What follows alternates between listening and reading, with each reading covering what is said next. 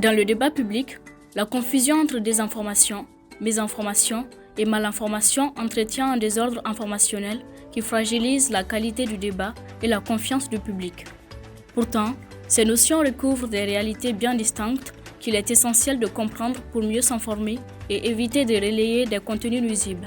La mésinformation désigne une information fausse partagée sans intention de nuire.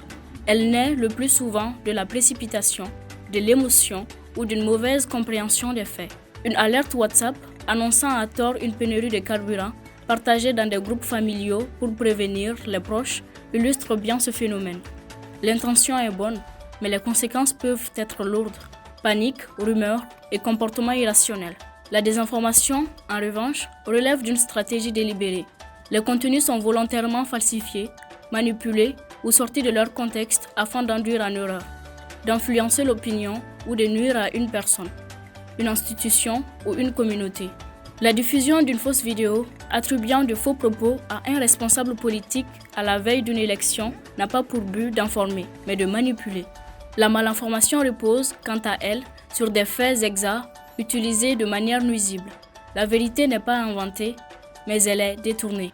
Publier l'identité ou la photo d'un suspect avant toute décision judiciaire ou diffuser des images réelles d'une attaque sans contextualisation peut exposer des innocents, attiser la haine ou compromettre la sécurité. Dans ce cas, ce n'est pas la véracité qui pose problème, mais l'usage de l'information.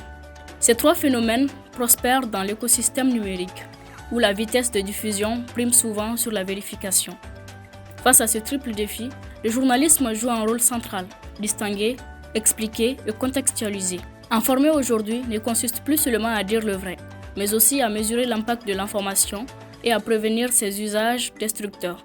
Dans un espace public saturé de contenu, l'esprit critique reste la meilleure arme contre le chaos informationnel.